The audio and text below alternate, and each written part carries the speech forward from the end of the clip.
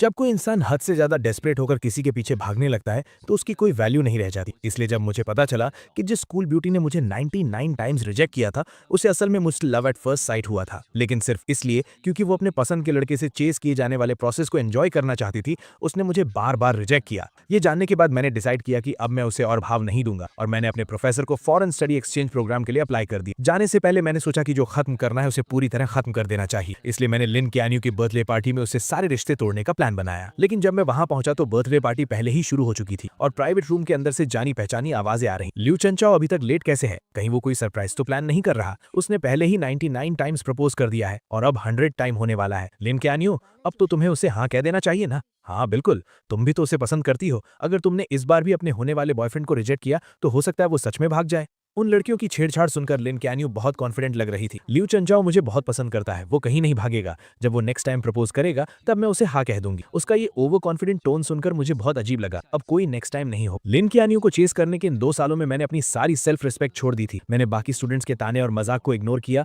और हर रोज उसे खुश करने के लिए नए नए तरीके आजमाए, लेकिन मेरे सच्चे प्यार का कभी कोई जवाब नहीं मिला। मैंने कई बार गिव अप करने का भी सोचा और न जाने कितनी रातें अकेले रोते हुए गुजारी, लेकिन अगले दिन मैं फिर से हिम्मत जुटाकर उसके पीछे लग जाता था। यहाँ तक कि उसके करीब रहने के लिए मैंने उस फॉरेन एक्सचेंज स्टूडेंट प्रोग्राम को भी लगभग छोड़ ही गया था, जिसे पाना बहुत मुश्किल था। जब तक कि उस दिन मैंने गलती से लिन कैन्यू का फोन नहीं देख लिया। तब मुझे पता चला कि लिन कैन्यू को भी मुझसे लव एट फर्स्ट साइट हुआ था। उसने मेरा contact name dear husband save किया हुआ था और उसकी गैलरी में मेरी हजारों फोटोज थी। लेकिन ये जानने के बाद कि वो भी मुझे पसंद करती है, मुझे बिल्कुल भी खुशी नहीं हुई, बल्कि मुझे बहुत गुस्सा आया और सब कुछ एक मजाक लगने लगा। मैं थक चुका हूँ, मैंने हार मान ली है। अब मैं बस जाना चाहता हूँ और लिन कैन्यू की दुनिया से हमेशा के लिए गायब होना चाहता हूँ। जैसे ही मैंने दरवाजा खोला, रूम के अंदर की बातें अचानक रुक गईं। सबने बड़ी चालाकी से मुंह घुमा लिया और दूसरी बातें करने लगे, जैसे उन्होंने मुझे देखा ही ना हो। लिन कैन्यू ने भी अपनी ड्रिंक उठाई और गेम में शामिल हो गई। उसने एकदम कोल्ड सा फेस बना रखा था और मेरी तरफ देखा तक नहीं। मैंने उसकी तरफ देखा और मुझे मानना पड़ा कि उसकी एक्टिंग सच में कमाल की थी। पूरे रूम के लोगों के मुझे इग्नोर करने पर भी मुझे बिल्कुल बुरा नहीं लगा।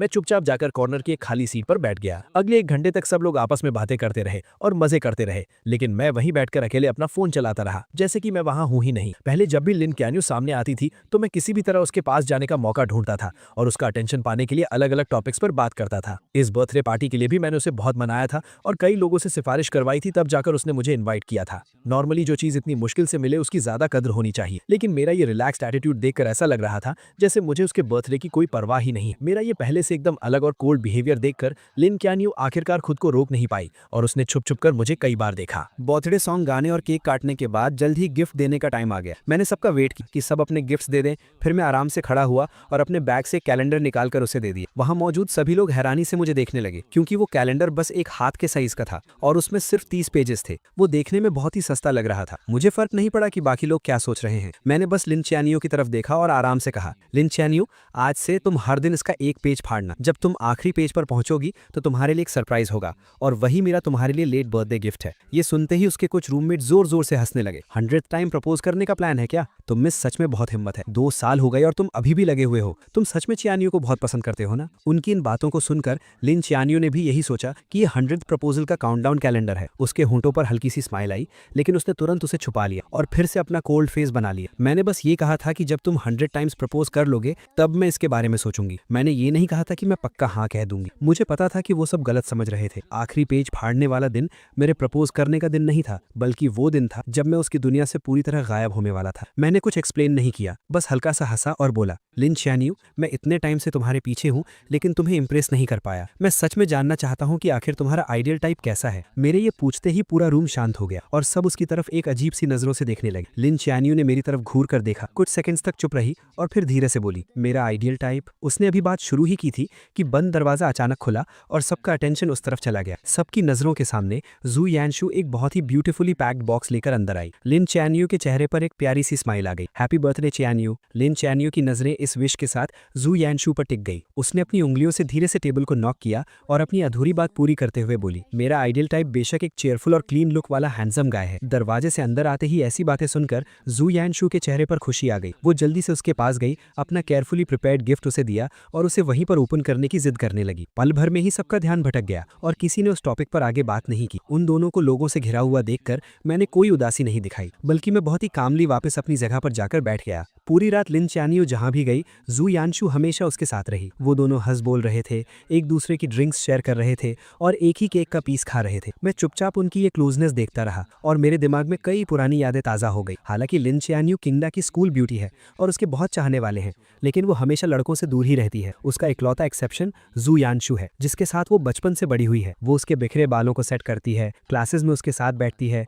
और उसका बैग उठाती है और उसके लिए दूसरे कॉलेजेस की लड़कियों से बैट लगाकर कम्पीट करती है। उसकी ये सारी स्पेशल ट्रीटमेंट मेरे दिन में कांटों की तरह चुभती थी। लेकिन सच्चाई पता चलने वाले दिन मुझे समझ आया कि भले ही लिन चानियो और जू यानशु बचपन के दोस्त हों, लेकिन पहले वो इतने क्लोज नहीं थे। जू यानशु पूरा दिन लिन चानियो के पीछे घूमती थी, लेकिन उसने कभी उसे भाव नहीं दिया था। मेरी एंट्री के बाद ही उसने जानबूझकर मेरे सामने जू यानशु के साथ क्लोज होने का नाटक शुरू किया था, सिर्फ इसीलिए ताकि मुझे जेलस फील हो और मैं उसे चेज करने के लिए और ज्यादा मोटिवेट हूं। इसीलिए अब लिन चानियो को मेरे सामने ये सब नाटक देखकर मुझे सिर्फ हंसी आ रही थी। मैंने अपना ग्लास नीचे रखा, खड़ा हुआ और वॉशरूम चला गया। मैंने अपने चेहरे पर पानी के छींटे मारे, जिससे मुझे थोड़ा होश आया। मैंने अपने बैग से टिश्यू निकाला और चेहरे से पानी पोंछने लगा। मेरा चेहरा ढका हुआ था, इसलिए मुझे पता ही नहीं चला कि अचानक कोई मेरे पास आकर खड़ा हो गया। जब मैंने जू यानशु की वो अजीब सी ताने मारने वाली आवाज सुनी, तब मुझे एहसास हुआ कि कुछ गड़बड़ है। लोचेंजो, तुम इतने सालों से सिस्टर चियानियो के पीछे पड़े हो, लेकिन उसने कभी हाँ नहीं कहा, और तुम्हारी इतनी हिम्मत कि तुम बेशर्मों की तरह इस बर्थडे पार्टी में भी आ गए। मैं तुमसे रिक्वेस्ट करती हूँ, वो तुम्हें बिल्कुल पसंद नहीं करती। क्या तुम्हें थोड़ी भी सेल्फ रिस्पेक्ट नहीं है? तुम बस एक सस्ते डेस्परेट इंसान हो। उसकी बातें सुनकर मेरे चेहरे पर जरा सा भी गुस्सा नहीं। मैंने बस उसे कामली देखा और पूछा, क्या तुम्हारी बकवास खत्म हो गई? जू यानशु को मेरे ऐसे रिएक्शन की उम्मीद नहीं, इसलिए वो कुछ पल के लिए हैरान रह गई। बिल्कुल नहीं। क्या तुम्हें पता है कि पूरा स्कूल तुम्हारे बारे में क्या कहता है? 99 टाइम्स प्रपोज करने वाला डेस्परेट कुत्ता। आखिरकार तुम भी एक स्टूडेंट हो,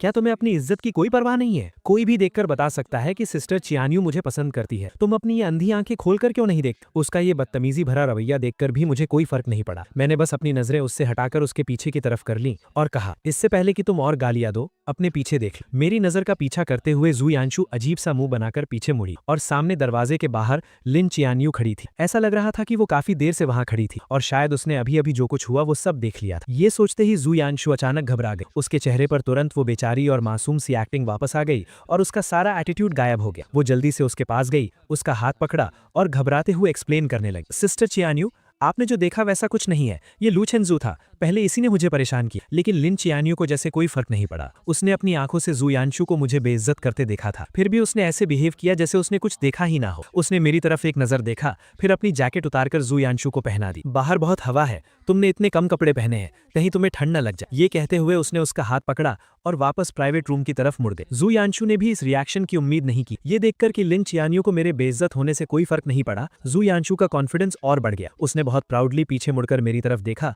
और मुझे एक मजाक उड़ाने वाली स्माइल दी। मेरा सिर नीचे था, इसलिए मैंने जू यानशु का वो ताना नहीं देखा। मैंने गीले टिश्यू को मोड़कर डस्टबिन में फेंका और मुड़कर सीढ़ियों से नीचे चला गया। सीढ़ियां एकदम शांत थी, सिर्फ मेरे कदमों की आवाज आ रही। उस अंधेरे में जो कुछ भी अभी हुआ वो मेरे दिमाग में घूमने लगा और मेरे होठों पर एक हल्की सी हंसी आ गई। जब वो जू यानशु को जैकेट पहना रही थी तो उसकी नजरें साफ तौर पर मुझ पर टिकी थी, जबकि उसके मुंह से जू यानशु की फिक्र वाले वर्ड्स निकल रहे थे। मुझे मानना पड़ेगा, उसकी एक्टिंग स्किल्स सच में कमाल। अगर मुझे उसके छुपे हुए इरादों के बारे में पहले से पता ना होता तो शायद मैं सच में उसके धोखे में आ जाता। बाहर जोरों की बारिश हो रही थी और कैब्स लगभग बंद हो चुकी थी। सब लोग बार के दरवाजे पर ही फंस गए थे। लिन चियानियो ने अपने फैमिली ड्राइवर को बुला लिया और कहा कि वो जू यानशु को घर छोड़ेगी। इतनी रात हो गई है, सब जा चुके हैं और लूचेंजू को अकेले यहाँ कैब का वेट करना अच्छा नहीं लगेगा ना। लिन चियानियो ने ड्राइवर से छाता लिया और बोली, उसके पास पैर है, वो खुद चला जाएगा। ये कहकर उसने मेरे रिएक्शन की परवाह किए बिना जू यानशु को लिया और कार में बैठ गए। बारिश में दूर जाती उस स्पोर्ट्स कार को देखकर मुझे कोई फर्क नहीं पड़ा। मैं अपनी कैब ऐप पर कैब ढूंढता रहा। ठंडी हवा में 2 घंटे से ज्यादा वेट करने के बाद जब बारिश थोड़ी रुकी, तब आखिरकार एक ड्राइवर ने मेरी राइड एक्सेप्ट की। जब मैं घर पहुंचा तो रात के 2 बज चुके थे। मैं अपने दरवाजे पर गया, पासवर्ड डाला और जैसे ही दरवाजा खुला, सामने वाला दरवाजा भी खुला। आगे से जल्दी आया करो, तुम्हारे दरवाजा खोलने की आवाज बहुत तेज है, मेरी नींद खराब होती है। मैंने देखा कि उसने अभी तक अपने कपड़े भी चेंज नहीं किए थे। मुझे सब समझ आ गया और मैं मनी मन हंसा। मैंने बस यूं ही बोला और सीधा मुड़कर अपने रूम में चला गया। मैंने लाइट्स ऑन की और दरवाजा बंद कर लिया। जब मैंने जूते चेंज कर लिए तब बाहर से दरवाजा जोर से बंद होने की आवाज आई। मैंने उस पर ध्यान नहीं दिया, अपने कपड़े उतारे, एसी ऑन किया और ब्लैंकेट ओढ़कर सोफा पर लेट गया। ये अपार्टमेंट मैंने 6 महीने पहले स्पेशली तब खरीदा था जब मुझे किसी से पता चला कि लिन चियानियो अपने हॉस्टल से बाहर शिफ्ट हो गई है। उसे चेस करने के लिए मैं भी यहाँ मूव हो गया और उसका नेबर बन गया। सुबह ब्रेकफास्ट देना, रात को गुड नाइट बोलना, हर रोज उससे मिलने के नए नए बहाने ढूंढना, ये सब मैं सिर्फ उसे इंप्रेस करने के लिए करता था। लेकिन मैं उसकी कितनी भी परवाह कर लूं, वो हमेशा मुझे इग्नोर ही करती थी। लेकिन जब मुझे उसके सीक्रेट के बारे में पता चला, तब मुझे समझ आया कि वो हमेशा बस इग्नोर करने का नाटक कर रही थी। जैसे आज रात वो बहुत पहले घर आ चुकी थी, उसने अपने कपड़े तक चेंज नहीं किए थे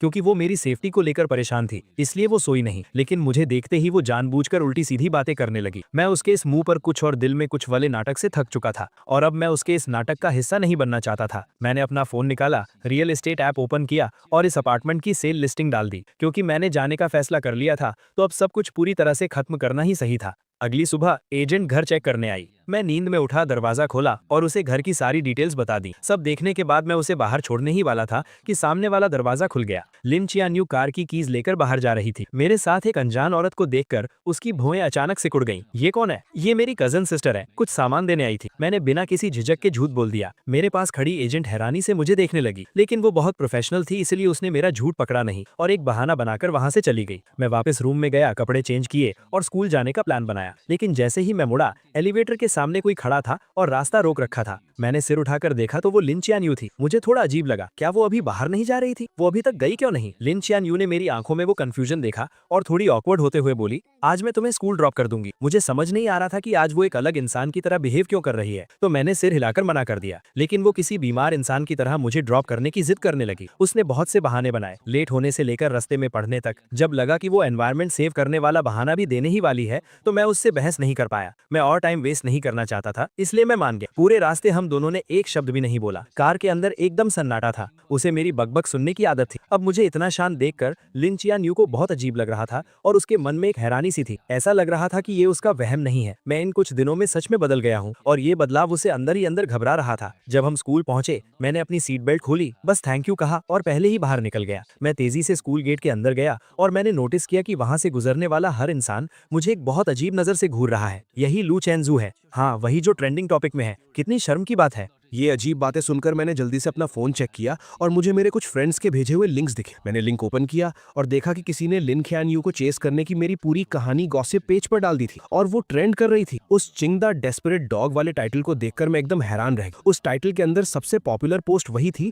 जिसमें मेरे लिन ख्यानयू को चेस करने के सारे किस्से डिटेल में लिखे थे। हर एक छोटी चीज लिखी हुई थी, यहाँ तक कि मेरे लव लेटर्स का कॉन्टेंट भी पब्लिक कर दिया गया था। दूर से मैंने देखा कि स्कूल नोटिस बोर्ड के सामने बहुत सारे लोग जमा। उस बोर्ड पर मेरे लिखे हुए लव लेटर्स चिपकाए गए और वो भीड़ उन पर हंसते हुए मजाक उड़ा रही। अरे बाप रे, तुम्हारी आंखों में डूब जाना कितना क्रिंजी है। 99 लव लेटर्स। ये लव स्ट्रक लोग कितने डरावने होते हैं। क्या ये चिंगदा का नंबर 1 जीनियस नहीं है? ये इतना डेस्परेट कैसे हो सकता है? ये बेइज्जती भरे ताने सुनकर मेरा दिल बैठ। मैं सीधा भीड़ के बीच घुसा और एक एक करके सारे लेटर्स फाड़ने लगा। जब मैं आखिरी लेटर फाड़ रहा था, तभी मेरे कानों में जू यानशु की तीखी और कड़वी आवाज, सिस्टर ख्यान्यू, लू चेंजू ने आपको इतनी बार प्रपोज किया है, आपको उसके लिए कितनी फीलिंग्स है? लिन ख्यान्यू की आवाज हमेशा की तरह एकदम ठंडी थी। उसने सिर्फ एक शब्द, जीरो। दोनों मेन कैरेक्टर्स को मौके पर देखकर और मुझे सरेआम इस तरह बेइज्जत होते हुए देखकर भीड़ की हंसी और भी तेज और बेकाबू हो गई। कुछ तमाशा देखने वालों ने जानबूझकर मुझे ताना मारते हुए पूछा, लू चेंजू, तुमने 99 टाइम्स प्रपोज किया और बदले में तुम्हें जीरो मिला, क्या तुम्हें और मेहनत नहीं करनी चाहिए? तुम्हारा नेक्स्ट प्रपोजल कब होने वाला है? हम सब भी देखने आएंगे और तुम्हें कुछ टिप्स भी देंगे, कैसा रहेगा?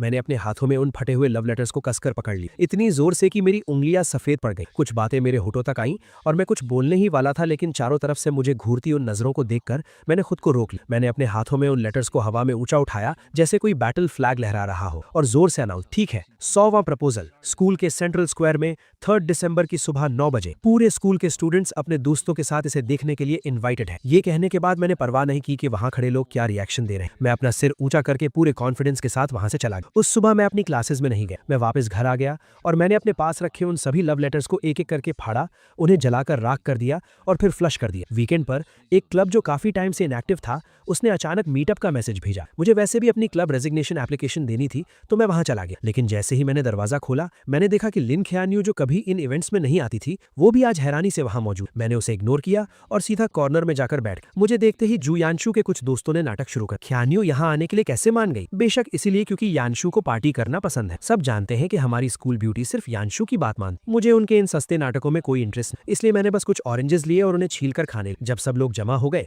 तो प्रेसिडेंट ने गेम शुरू करने की अनाउंसमेंट। मुझे कोई इंटरेस्ट नहीं था, लेकिन मुझे जबरदस्ती खींचा गया और मुझे बिना मन के इस बोरिंग ट्रूथ और डेयर गेम को खेलना पड़ा। 7-8 राउंड्स के बाद आखिरकार लिन ख्यान यू हार गई। सब लोग एक्साइटमेंट भी चिल्लाने लगे। लिन स्कूल ब्यूटी को डेयर मिला है, कमरे में मौजूद किसी भी ऑपोजिट जेंडर को 3 मिनट तक किस करना। जल्दी बताओ स्कूल ब्यूटी ये डेयर पूरा करने के लिए किसे सिलेक्ट कर। मुझे पता था कि वो मुझे नहीं चुनेगी और मुझे फर्क भी नहीं पड़ता था कि वो किसे चुनती। मैं बस अपना सिर नीचे किए अपने हाथ में रखे डाइस के साथ खेलता रहा और बिल्कुल मेरी उम्मीद के मुताबिक लिन ख्यान यू ने जू यानशु को चुना। लेकिन उसने एक शर्त रखी कि कमरे की सारी लाइट्स बंद कर दी जाएं। कमरे में घुप अंधेरा था और सिर्फ सांसों की आवाजें सुनाई दे रही। 3 मिनट बाद लाइट्स ऑन हो। लिन क्यान्यू आकर अपनी जगह बैठ गए, लेकिन जोयांशु वहीं खड़ी हैरान थी और उसका चेहरा उतरा हुआ था क्योंकि लिन क्यान्यू ने उसे किस नहीं किया था। मैंने बस एक नजर उसकी तरफ देखा, तभी प्रेसिडेंट ने नेक्स्ट राउंड शुरू करने को कहा। मैंने अपने हाथ की 3 डाइस बिना सोचे समझे फेंक दी। बदकिस्मती से तीनों डाइस पर 1 आया, जो सबसे लोवेस्ट स्कोर था। मैंने बिना कुछ कहे कार्ड्स के पाइल से एक कार्ड निकाला और वो वही सेम डेयर था, बिल्कुल सेम पनिशमेंट। पल भर में कमरे के सभी लोग एक्साइट हो गए और उनकी नजरें मेरे,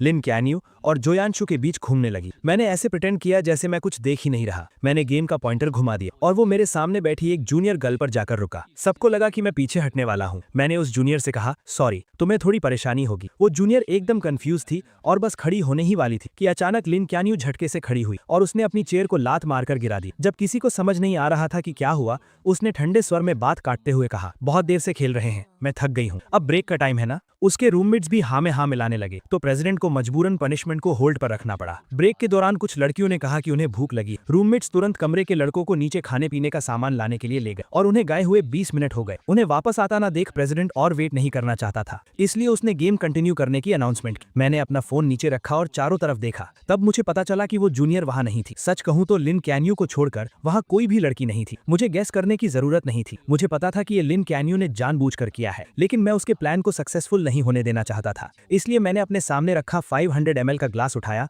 और सबकी तरफ इशारा किया। मैंने जिस पार्टनर को सिलेक्ट किया था वो जा चुका, इसलिए गेम के रूल्स के हिसाब से मैं ड्रिंक खत्म करके अपनी पनिशमेंट पूरी करूंगा। ये कहने के बाद मैंने बिना कोई एक्सप्रेशन बदले पूरा ग्लास एक सांस में खत्म कर दी। लिन क्यान्यू को उम्मीद नहीं थी कि मैं उसे चुनने के बजाय ड्रिंक पीना चूज करूंगा। उसका चेहरा तुरंत गुस्से से डार्क हो गया। उसने मेरी तरफ देखा जिसका चेहरा अब लाल हो रहा था और अपने हाथ में पकड़े डाइस को इतनी जोर से दबाया कि उससे आवाज आने लगी। आधे लोगों के चले जाने के बाद गेम में कोई मजा नहीं बचा था, इसलिए वो पार्टी वहीं खत्म हो गई। मैं नशे में झूमता हुआ सबके जाने का वेट करता रहा। फिर मैंने अपने बैग से क्लब रेजिग्नेशन एप्लीकेशन निकाली और प्रेसिडेंट को दे दी। दीवार के सहारे मैं नीचे जाने की कोशिश करने लगा। मैं सीढ़ियों के पास पहुंचा ही था कि मुझे धुंधला धुंधला जोयांशु दिखाई दी। मैं उसे इग्नोर करके साइड से निकलने ही वाला था कि उसने मेरा हाथ जोर से पकड़ लिया। उसकी आंखों में बहुत गुस्सा था। अभी लाइट्स ऑन होने के बाद तुमने मुझे उस अजीब नजरों से क्यों देखा था? मैं तुम्हें बता दूं, भले ही सिस्टर क्यान्यू में मुझे किस नहीं किया, उसका भी एक रीजन था। वो मेरी रिस्पेक्ट करती है। उसकी बातें सुनकर मेरी हंसी छूटने ही वाली थी, लेकिन मुझे पता था कि इस वक्त मैं कुछ भी कहूं जोयांशु नहीं समझेगी, इसलिए मैंने बस अपना सिर हिलाया और कहा, तुम बिल्कुल सही कह रही हो। ये कहकर मैंने उसका हाथ छुड़ाया और जाने लगा, लेकिन जोयांशु ने मुझे और जोर से पकड़ लिया और लगातार मुझे गालियां देने लगी। हम दोनों के बीच धक्का मुक्की होने लगी। मेरे पैर वैसे ही लड़खड़ा रहे थे और उसके खींचने की वजह से मेरा बैलेंस बिगड़ गया। मैं सीधा पीछे की तरफ गिरा और उन ऊंची सीढ़ियों से नीचे लुढ़कता चला गया। जोयांशु भी घबरा गई और उसका बैलेंस बिगड़ गया, जिससे वो भी मेरे साथ सीढ़ियों से नीचे गिर गई। ऊपर से गिरने की आवाज सुनकर जो स्टूडेंट्स अभी ज्यादा दूर नहीं गए थे वो तुरंत मुड़े और वापस भागे। हम दोनों को इतनी बुरी तरह घायल देखकर सब घबरा गए। आखिर में लिन क्यान्यू ने किसी को कांटेक्ट किया और हमें अपने फैमिली हॉस्पिटल भेज दिया। चेकअप के बाद डॉक्टर ने बताया कि मेरी हड्डी क्रैक हो गई है और अगर टाइम पर सर्जरी नहीं हुई तो मैं हमेशा के लिए डिसेबल्ड हो सकता हूँ। जब से उसे पता चला कि हमें चोट लगी है, उसकी नजरें मुझसे एक पल के लिए भी नहीं हटी। मेरे पीले पड़े चेहरे और माथे से टपकते पसीने को देखकर ऐसा लग रहा था जैसे वो भी मेरे दर्द को फील कर रही थी और उसका दिल भी दर्द से तड़प रहा था। ऑपरेशन थिएटर रेडी था, लेकिन हॉस्पिटल में अभी सिर्फ एक ही एक्सपर्ट डॉक्टर मौजूद था जो ये सर्जरी कर सकता था। लिन क्यान्यू को डिसाइड करना था कि पहले सर्जरी किसकी होगी। उसने बिना सोचे मेरी तरफ देखा और मेरी नजरें भी उसी पर थी। मेरी उन आंखों में अब पहले वाला प्यार और पागलपन नहीं था, बस एक मरे हुए तालाब जैसी शांति थी। मेरी उस नजर को देखकर लिन क्यान्यू का दिल जोर से कांप उठा। मिस, प्लीज जल्दी डिसाइड कीजिए, पहले की सर्जरी करनी है। मैं स्ट्रेचर पर अपने पीले पड़े चेहरे के साथ लेटा हुआ था। बेहोश होने से ठीक 1 सेकंड पहले मैंने लिन क्यान्यू को पूरे कॉन्फिडेंस के साथ एक नाम लेते हुए सुना, जोयांशु। पहले जोयांशु को बचाओ। जल्दी ही डॉक्टर्स जोयांशु को ऑपरेशन थिएटर में ले गए। जैसे ही वो दरवाजा बंद हुआ मैं पूरी तरह से बेहोश हो गया। जब मुझे दोबारा होश आया तब तक एक दिन बीत चुका था। आंखें खोलते ही सबसे पहले मैंने अपने पैरों को हाथ लगाकर चेक किया। जब मुझे फील हुआ कि मेरे पैर अभी भी सही सलामत हैं, तब जाकर मैंने चैन की सांस ली। मेरी आंखों से खुशी के आंसू छलक पड़े। थैंक गॉड, मैं डिसेबल्ड नहीं हुआ। खबर मिलते ही मेरे मेरे पेरेंट्स तुरंत आ गए और मुझे टॉप फ्लोर के वीआईपी वार्ड में शिफ्ट कर दिया, जहां वो मेरी देखभाल करने लगे। 2 घंटे बाद जू यांशु को मेरे ठीक सामने वाले वार्ड में शिफ्ट किया गया। लिन क्यून्यू खुद उसका हाथ पकड़कर उसे अंदर लेकर आई। चेकअप्स में आसानी हो इसलिए दोनों वार्ड्स के दरवाजे खुले हुए थे और मैं सामने वाले वार्ड में जो कुछ भी हो रहा था वो सब साफ साफ सुन सकता था। जू यांशु दर्द से परेशान थी तो लिन क्यून्यू को अलग अलग बातों से उसका ध्यान भटकाने की कोशिश कर रही थी। हॉस्पिटल का खाना उसे पसंद नहीं आ रहा था तो लिन क्यून्यू खुद घर जाकर उसके लिए लाइट और हेल्थी खाना बनाकर लाई। वार्ड में खाली बैठे उसे बोर फील हो रहा था तो लिन क्यून्यू उसके टाइम पास के लिए अलग अलग मजेदार चीजें लेकर आई। इन 10 दिनों में वो दोनों इतने क्लोज हो गए कि नर्सेस भी गॉसिप करने लगी कि क्या हॉस्पिटल के डायरेक्टर को उनका होने वाला दामाद मिल गया है। मैं चुपचाप ये सब सुनता रहा और मैंने कोई दखल नहीं दिया, लेकिन मुझे अच्छे से पता था कि लिन क्यून्यू ये सब नाटक सिर्फ मुझे दिखाने के लिए कर रही है। आखिरकार मैंने इस वार्ड का दरवाजा सैकड़ों बार बंद किया था, लेकिन हर बार दरवाजा बंद होते ही कोई नर्स चेकअप के लिए आ जाती। ये कोई इत्तेफाक तो बिल्कुल नहीं। डिस्चार्ज वाले दिन मुझे बेसमेंट पार्किंग में वो दोनों फिर मिल गए। मुझे आता देख लिन क्यून्यू ने व्हील चेयर पर बैठी जू यांशु को उठाया और कार में बिठा दिया। लू चेंजो, मैंने सुना है तुम क्यून्यू के घर के सामने ही रहते हो, चलो हम तुम्हें ड्रॉप कर देते हैं। मैं उनसे कोई बात नहीं करना चाहता था तो मैंने बिना सिर उठाए सीधा अपनी कैब में बैठ गया। जब कैब मेरे अपार्टमेंट के नीचे पहुंची मैंने अपने पेरेंट्स की हेल्प लेने से मना कर दिया और अपनी क्रचेस के सहारे अकेले ही घर चला गया। एलिवेटर बेसमेंट 1 से फर्स्ट फ्लोर पर आई। लिन क्यून्यू जिसे जू यांशु को घर छोड़ने जाना था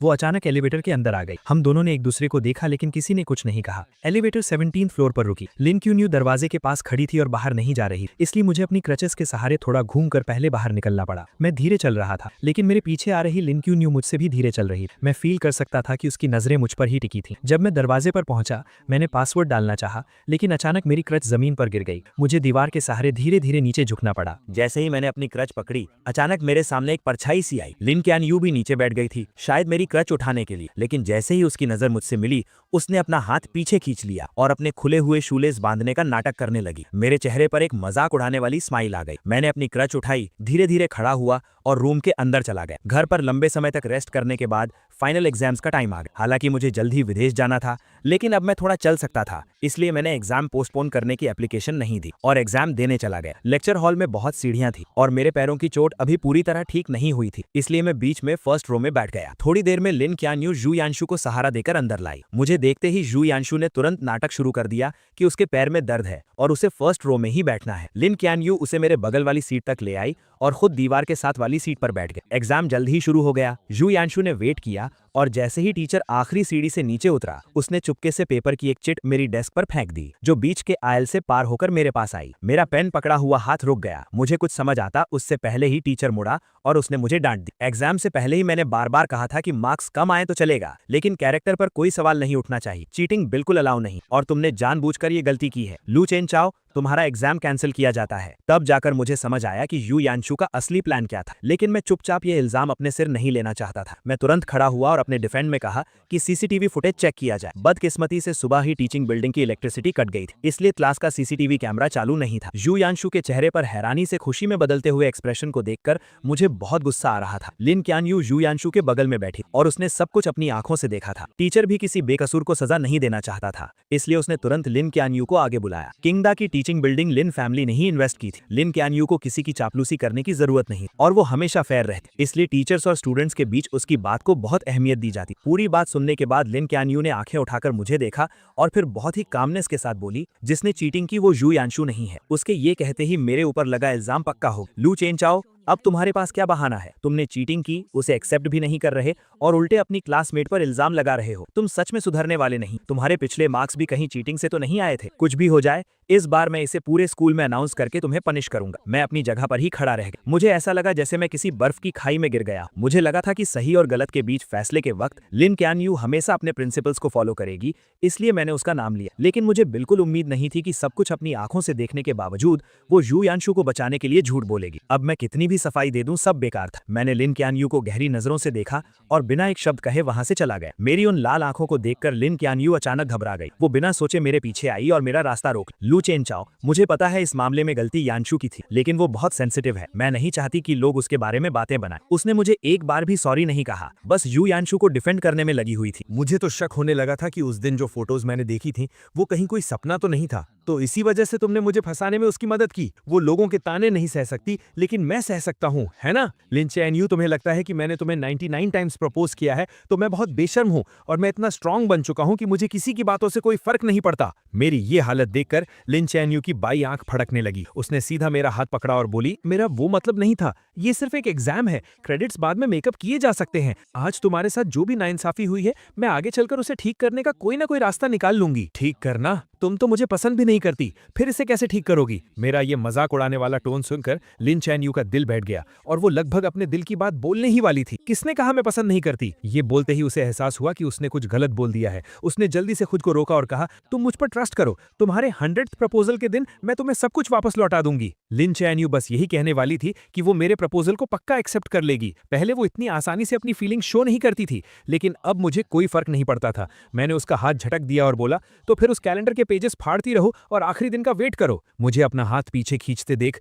लिन चैन-यू भी हैरान रह गई और आखिरकार उसकी आवाज थोड़ी सॉफ्ट हो गई। ठीक है, सिर्फ 3 दिन बचे हैं, मैं तुम्हें जरूर एक सेटिस्फैक्टरी जवाब दूंगी। मेरे जाने से 3 दिन पहले वो अपार्टमेंट जो मैंने सेल के लिए डाला था वो बिक गया। एजेंट कॉन्ट्रैक्ट लेकर आई और मैंने तुरंत साइन कर दिया। मैं 3 दिन बाद शिफ्ट हो जाऊंगा। इन कुछ दिनों में मैं घर का सारा सामान साफ कर दूंगा और नया ओनर तब यहाँ आ सकेगा। एजेंट ने डेट्स नोट की और मैं उसे एलिवेटर तक छोड़ने गया। दरवाजा खुलते ही लिन चैन-यू 2 बैग्स लिए बाहर आई। उसने कुछ देर तक एजेंट को घूर कर देखा और फिर बहुत पोलाइटली कहा, गुड मॉर्निंग। एजेंट ने भी हैरानी में रिप्लाई किया, गुड मॉर्निंग। एलिवेटर के नीचे जाने के बाद मैं मुड़कर अपने रूम में जाने ही वाला था कि अचानक लिन चैन-यू ने मुझे रोक लिया और अपने हाथ में पकड़ा एक बैग मेरी तरफ बढ़ा दिया। मैं बस वहां से गुजर रही थी। मैंने ये थोड़ा ज्यादा ले लिया है और मैं इसे खत्म नहीं कर पाऊंगी। क्या तुम थोड़ा ट्राई करना चाहोगे? मैंने उस बैग की तरफ एक नजर डाली। वो मेरे फेवरेट ड्राई फ्रूट्स थे। ये शॉप ईस्ट साइड में थी, जहां आने जाने में 2 घंटे लगते थे और वहां 1 घंटे की लाइन में लगना पड़ता था। वो स्पेशली मेरे फेवरेट स्नैक्स खरीदने गई थी और फिर उसे मुझे देने का बहाना ढूंढ लाई। मैंने बिना कुछ कहे वो बैग ले लिया, लेकिन घर के अंदर जाते ही मैंने उस बैग को हवा में उछाल कर फेंक दिया और वो सीधा डस्टबिन में जाकर गिरा। जाने से 2 दिन पहले मैं प्रिंटिंग शॉप गया और मैंने हजारों रुपए खर्च करके 5 उंगलियों के साइज के 10,000 कार्ड्स प्रिंट करवाए। मैं अपने पुराने हॉस्टल गया और अपने रूममेट्स को एक काम दिया। मैंने उनसे कहा कि 3 तारीख को वो मेन बिल्डिंग की छत पर जाएं और इन कार्ड्स को पूरे स्क्वायर पर उड़ा दें। रूममेट्स को भी पता था कि हाल ही में क्या हुआ है। मुझे अभी भी हार न मानता देख वो सब मुझे समझाने लगे, चंचू रहने दो ना, लिन चैन-यू ने तुम्हारे साथ इतना बुरा किया, तुम खुद को और क्यों तकलीफ दे रहे हो? हाँ यार, उसने सच में बहुत गलत किया है। तुम्हारा प्यार डिजर्व नहीं करती वो। हालांकि मैं मूव ऑन कर चुका था, लेकिन अपने दोस्तों को अपनी इतनी परवाह देख मुझे बहुत अच्छा लगा। मैंने कहा, टेंशन मत लो, मुझे पता है मैं क्या कर रहा हूँ, तुम बस मेरे लिए वो कार्ड्स उड़ा देना। मैंने पहले ही एक क्लीनिंग कंपनी हायर कर ली है जो बाद में सब साफ कर देगी और मेरा प्रपोज करने का कोई प्लान नहीं है। मैं असल में हमेशा के लिए गुड बाय कहना चाहता हूँ। मेरी बातें सुनकर वो सब हैरान रह गए। उन्हें समझ नहीं आया कि मेरे दिमाग में आखिर चल क्या रहा है। मैंने उन्हें थैंक यू बोला और मुड़कर वहां से चला गया। मुझे दूर जाते देखकर मेरे रूममेट्स ने कार्ड बॉक्स खोला और उसमें से एक कार्ड निकाला। उस पर सिर्फ एक लाइन लिखी थी, लू चेन-जियू अब कभी लिन चैन-यू को पसंद नहीं करेगा। जाने से 1 दिन पहले मैं स्कूल गया और अपनी सारी फॉर्मेलिटीज पूरी करने के बाद घर आकर पैकिंग शुरू कर। मुझे यहाँ शिफ्ट हुए सिर्फ आधा साल हुआ था, इसलिए मेरे पास ज्यादा सामान नहीं, लेकिन जो था उसमें से ज्यादातर लिन चैन-यू से जुड़ा। मैंने कुछ बॉक्सेस लिए और उन सब चीजों को उसमें भेज। वो स्कार्फ जिससे बुनने में मुझे आधा महीना लगा था, मैंने उसे उधेड़ कर सिर्फ एक धागे का गोला बना। वो सिरामिक वेस्ट जो उसने चैरिटी में दिया था और मैंने उसे बहुत मुश्किल से ऑक्शन में खरीदा। मैंने उसे तोड़कर टुकड़े टुकड़े कर दिए। जो लव लेटर्स मैंने रातों को जागकर उसके लिए लिखे थे, मैंने वो सब पेपर श्रेडर बॉक्स डस्टबिन में। उन सारी चीजों के जाते ही मेरा और लिन चैन-यू का सारा पास्ट खत्म। आखिर में घर में सिर्फ 2 कपड़े बचे। ये वही शर्ट और लूज ब्लैक जीन्स थी जो उसने उस दिन पहनी थी जब हम पहली बार मिले। मैंने माचिस जलाई और उन्हें जलाकर राख कर दी। जब मैं खड़ा हुआ तो मैंने देखा कि लिन चैन-यू कुछ ही दूरी पर खड़ी थी। मैंने बहुत कामली उससे कहा, बस कुछ फालतू का कचरा साफ कर, और मुड़कर अपस्टेयर्स चला। अगले दिन सुबह होते ही मैं सामने वाले दरवाजे की आवाजों से उठ गया। मैंने नींद में अपनी आंखें खोली और टाइम देखने के लिए अपना फोन उठाया। तभी मैंने नोटिफिकेशन बार में लगातार आते हुए ढेरों मैसेजेस देखे। मुझे समझने में थोड़ा टाइम लगा कि ये सारे मैसेजेस 20 से ज्यादा लोगों के ग्रुप से आ रहे हैं। 1 साल पहले लिन चैन-यू की पसंद जानने के लिए मैं चुपके से इस ग्रुप में जुड़ा था। मैं उस ग्रुप से लीव होना भूल गया और लिन चैन-यू को भी नहीं पता था कि मैं उस इतनी सुबह सुबह जो लोग बातें कर रहे थे वो लिन चैन-यू की हॉस्टल फ्रेंड्स थी। चैन-यू इतनी जल्दी उठ गई, कहीं ऐसा तो नहीं कि एक्साइटमेंट के मारे तुम रात भर सोई ही नहीं? ये भी कोई पूछने की बात। वो कल रात 11 बजे से ही तैयारी में लगी। क्या इस बार सच में तुम लू चेन-जियू का प्रपोजल एक्सेप्ट करने वाली हो? यहाँ तक स्क्रॉल करने के बाद मेरे हाथ रुक गए। मैंने देखा कि नीचे लिन चैन-यू ने एक लंबा सा मैसेज टाइप किया हुआ था। प्रपोजल एक्सेप्ट करने की बात नहीं है, हम दोनों एक दूसरे को पसंद करते हैं तो हमारा साथ आना तो वैसे भी तय। अब ये फालतू के सवाल मत, मुझे ये बताओ कि आज कौन सी ड्रेस ज्यादा अच्छी लगे, ये वाली या ये ये वाली। उसके भेजी गई दर्जनों ड्रेसेस की फोटोज देखकर ग्रुप में खलबली मच गई। हे भगवान, इतनी सारी तैयारियां! क्या ये हमारी वही कोल्ड स्कूल ब्यूटी है जो लड़कों से दूर रहती थी? उन सब के रिएक्शंस के बीच लिन शैनयू ने सिर्फ एक ही रिप्लाई की, मैं उसे बहुत पसंद करती और इस जिंदगी में मुझे उसके अलावा और कोई नहीं चाहिए। ये एक लाइन देखकर मेरी हंसी छूट गई और मेरे दिमाग में पुरानी बातें घूमने लगी। उसका ये मुझे पसंद है वाला मैसेज देखकर मुझे ओ हेनरी की कहानियों की तरह एक बहुत बड़ा मजाक महसूस हुआ। वो मुझे पसंद करती थी, इसलिए उसने 99 टाइम्स मेरा प्रपोजल रिजेक्ट और मुझे सबके सामने एक मजाक बनने। वो मुझे पसंद करती थी, इसलिए वो मुझे इग्नोर करती थी और जानबूझकर दूसरे लड़कों के क्लोज जाकर मुझे जेलस फील कराती। वो मुझे पसंद करती थी, इसलिए उसने सच को झूठ में बदलकर मुझ पर झूठे इल्जाम लगाए और मेरी सच्ची फीलिंग्स को पैरों तले रौंद दिया। अगर उसका प्यार ऐसा है तो मुझे ऐसा प्यार नहीं चाहिए। ग्रुप चैट में मैसेजेस अब और तेजी से आ रहे थे। हॉस्टल में रहने वाली कुछ लड़कियों ने वहां की कुछ फोटोज भेजी। अभी बस 7 बज रहे थे, लेकिन स्क्वायर में पहले से ही बहुत भीड़ जमा हो गई। सब मेरा 100th प्रपोजल देखने आए थे। जैन्यू जल्दी आओ, कहीं ऐसा ना हो कि प्रपोजल शुरू हो जाए और तुम जो मेन हीरोइन हो तुम्हें अंदर घुसने की जगह नहीं मिले। मैं ग्रुप से बाहर निकलने ही वाला था कि मैंने देखा लिन चियनयू ने मुझे एक मैसेज भेजा था, मैं निकलने वाली हूँ और तुम? मैं भी निकलने के लिए तैयार हूँ, बस फर्क इतना है कि मैं हमेशा के लिए निकलने वाला हूँ। मुझे अचानक ये देखने का बहुत मन हुआ कि ग्राउंड पर उन कार्ड्स को हवा में उड़ता देखकर लिन चियनयू का रिएक्शन क्या हो। जब उसे पता चलेगा कि मैं देश छोड़कर जा चुका हूँ तो उसे कैसा फील होगा। लेकिन अफसोस, मैं वो सब नहीं देख पाऊंगा। आज के बाद लिन चियनयू से मेरा कोई लेना देना नहीं है। मैंने आराम से अपनी पैकिंग खत्म की, मुड़कर उस खाली रूम को देखा और फिर अपना फोन निकालकर लिन चियनयू के सारे नंबर्स और अकाउंट्स ब्लॉक कर दिए। ये सब करने के बाद मुझे इतनी शांति मिली जो मैंने पहले कभी फील नहीं की थी। मैंने अपना सूटकेस उठाया, मुड़कर दरवाजे से बाहर निकला और अपनी एक नई और बेहतरीन जिंदगी की तरफ कदम बढ़ा। 9 बजने में अभी 5 मिनट बाकी। स्क्वायर में इतनी भीड़ थी कि पैर रखने की भी जगह नहीं। यहाँ तक कि सिक्योरिटी गार्ड्स को भी ऑर्डर मेंटेन करने के लिए आना पड़ा। नीचे इतने सारे लोगों की भीड़ को देखकर मेरे रूममेट्स हैरान रह गए और खुशी से बातें करने लगे। इतने सारे लोग, इसका मतलब है जो भी होने वाला है वो तुरंत पूरे स्कूल में फैल जाएगा। ये अच्छा ही है, वरना चैन झू के जाने के बाद भी लोग पीठ पीछे उसके बारे में बातें करते रहेंगे। वो आपस में बातें कर ही रहे थे कि टाइम हो गया। 8:59 हो गए हैं। चैन झू पहुंच चुका होगा। जल्दी करो, जो कार्ड्स फेंकने वाले हैं और जो फोटोज क्लिक करने वाले हैं सब रेडी हो जाओ। हमें चैन झू के फ्लाइट में बैठने से पहले उसे ये नजारा जरूर दिखाना है। उनकी बात खत्म होते ही 9 बजे का अलार्म बज उठा। 2 लड़के राइट और लेफ्ट साइड में अपनी पोजीशन पर खड़े हो गए और विंडो पर रखे उन कार्ड्स के ढेरों को हवा में उड़ा दी। पल भर में ही वो सफेद कार्ड 16th फ्लोर की छत से हवा में तैरते हुए नीचे गिरने लगे। स्क्वायर में खड़े किसी कमजोर नजर वाले स्टूडेंट ने चिल्लाकर कहा, देखो स्नो गिर रही है, और सबने अपना सिर ऊपर उठा लिया। जैसे ही वो कार्ड्स नीचे गिरने वाले थे, लोगों ने उन्हें पकड़ने के लिए छलांग लगाई, ये देखने के लिए कि आखिर उन पर क्या लिखा है। और स्क्वायर के बिल्कुल बीच में खड़ी लिन चियनयू भी अपना सिर उठाकर ऊपर देख रही थी। उसके साथ खड़ी लड़कियां भी इस नजारे को देखकर हैरान थी। वाओ, ये कितने सारे हैं, कम से कम 10,000 कार्ड्स होंगे। लू चेनझू ने सच में बहुत मेहनत की। अपनी सहेलियों की ये तारीफें सुनकर लिन चियनयू का दिल भी उम्मीदों से भर गया। उसने अपना हाथ ऊपर किया और एक कार्ड कैच कर ली। उसने चेहरे पर स्माइल के साथ उसे पलटा, लेकिन जैसे ही उसने उस पर लिखे वर्ड्स पढ़े, उसके चेहरे की स्माइल वहीं जम गई। उसके बगल में खड़ी सहेलियां उसे चिढ़ाने के लिए आगे आईं, लेकिन कार्ड पर लिखे वर्ड्स देखकर उनकी भी आंखें फटी रह गई और वो हकलाते हुए बोली, ये इम्पॉसिबल है, पक्का कोई गलती हुई है। वो उसे दिलासा देते हुए नीचे गिरे बाकी कार्ड्स उठाने लगी और लिन चेनयू को दिखाने लगी, लेकिन उन नए कार्ड्स पर भी बिल्कुल सेम चीज प्रिंट थी। लू चेनझू अब कभी लिन चेनयू को पसंद नहीं करेगा। अब सब लोग सच में घबरा गए थे। उन्होंने जल्दी से अपने बगल में खड़े लोगों के हाथ से कुछ कार्ड्स छीन लिए, लेकिन उन्हें पढ़ने के बाद उनके दिलों का डर और बढ़ गया। ये कैसे पॉसिबल है? क्या ये प्रपोजल है? ये क्या बकवास लिखी? कहीं किसी ने जानबूझकर गड़बड़ तो नहीं की है? वो लोग अभी भी बहाने बना ही रहे थे कि तभी भीड़ में खड़े बाकी लोगों के हाथ में भी कार्ड्स आ गए और वो जोर जोर से चिल्लाने लगे, लू चेनझू अब कभी लिन चेनयू को पसंद नहीं करेगा।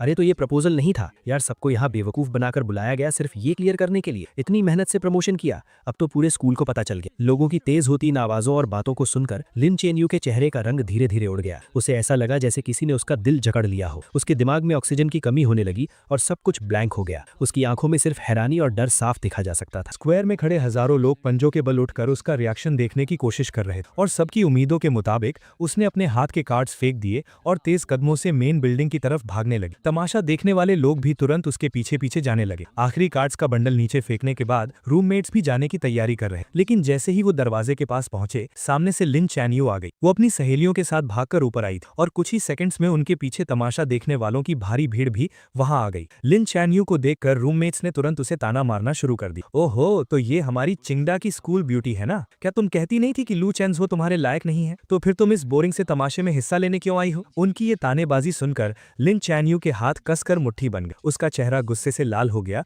और उसने पूछा, क्या ये कार्ड्स तुम लोगों ने अपनी मर्जी से नीचे फेंके हैं? अपनी मर्जी शब्द सुनकर तीनों लड़के जोर से हंस पड़े। हमारी इतनी हिम्मत कहाँ? ये सब लू चेंजो ने बहुत सारे पैसे खर्च करके प्रिंट करवाए थे और बहुत मेहनत से स्कूल तक लेकर आया था। हम तो बस उसका आखिरी काम पूरा करने वाले मजदूर हैं। ये सुनकर पीछे खड़े स्टूडेंट्स आपस में फुसफुसाने लगे। लिन चैन यू को तो लू चेंजो पसंद नहीं था ना। अब जब उस लड़के ने हार मान ली है तो ये इतनी बेचैन क्यों हो रही? तुम्हें क्या पता, नॉवेल्स की लैंग्वेज में इसे कहते हैं कि एक घमंडी लड़की का घमंड टूट गया है और अब वो अपने प्यार के पीछे भाग रही है। मुझे तो लगता है कि अगर वो अब रिग्रेट कर रही है तो वो इसी लायक है। जब उसने पहले 99 टाइम्स उसे इग्नोर किया तब वो क्या कर रही थी? लोगों की ये बातें लिन चैन यू के दिल में तीखे चाकुओं की तरह चुभ रही और उन्होंने उसके लंबे समय से चले आ रहे कॉन्फिडेंस को चकनाचूर कर दी। इन 2 सालों में उसे लगा था कि वो मुझे पूरी तरह समझती है और मेरे थॉट्स और एक्शंस को इजीली कंट्रोल कर सकती, और आखिर हुआ भी वैसा ही। मेरे पिछले 99 प्रपोजल्स बिल्कुल वैसे ही खत्म हुए थे जैसे उसने सोचा था। उसे लगा था कि 100th टाइम सब कुछ खत्म हो जाएगा और मेरे और उसके बीच एक परफेक्ट हैप्पी एंडिंग हो। लेकिन जब उसे लग रहा था कि वो पूरी तरह जीत चुकी है,